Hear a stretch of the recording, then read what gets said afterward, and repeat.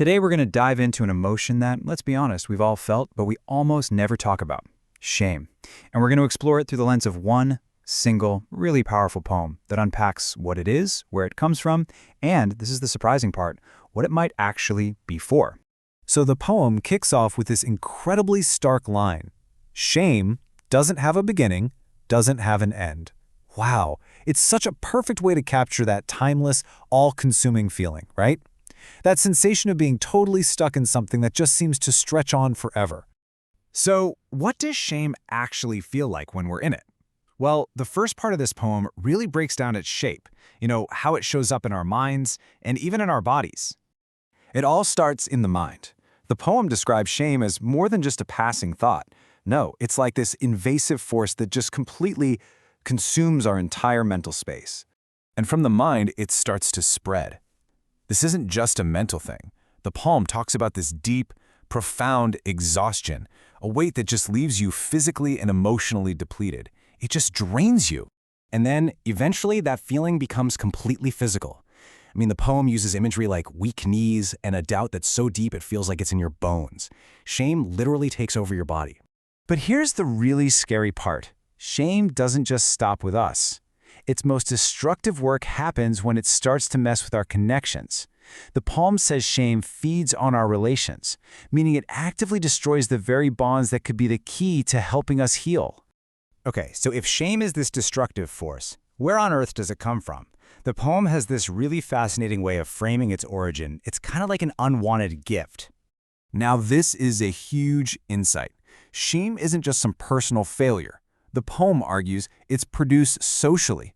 It's the product of our past actions being analyzed and judged, either by ourselves or by other people. It's basically a social calculation. And then it breaks it down even further into 4 ways we end up with shame. First, sometimes we create it for ourselves. But other times it's literally given to us. Or maybe we just take it on. And then there's that last one, introjected, which is when we absorb someone else's shame and make it our own.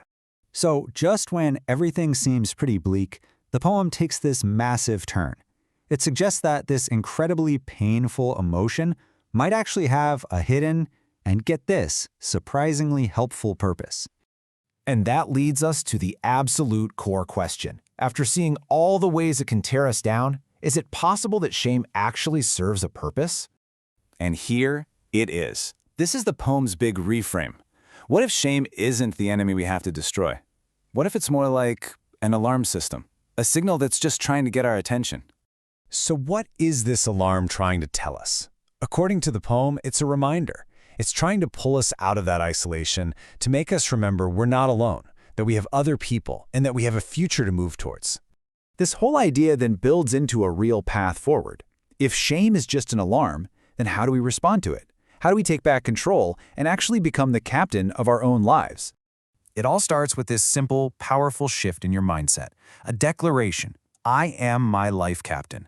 See, this isn't about making shame disappear. It's about realizing that you are the one steering the ship, not the storm. But steering the ship doesn't mean fighting harder. The poem draws this really sharp contrast. The old way is that constant struggle, right? Always trying to win against shame.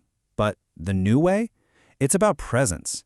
It's about being in the moment, letting yourself actually feel your feelings, and letting go of the doubt. And when you make that shift from struggle to presence, you unlock what the poem calls our true powers: the power to transform, the power to believe in ourselves, and the power to choose our present moment. So after this whole journey through the landscape of shame, the poem boils all of its wisdom down to one final piece of advice, and it says this is the most important takeaway of all. And here it is. It's not some complicated strategy. It's just 2 simple but incredibly profound actions. Remember to be proud of yourself, and most importantly, be kind to yourself. So I'll just leave you with this to think about. What would change for you if you started treating shame not as a judge that's handing down a sentence, but as an alarm that's just trying to call you back to yourself?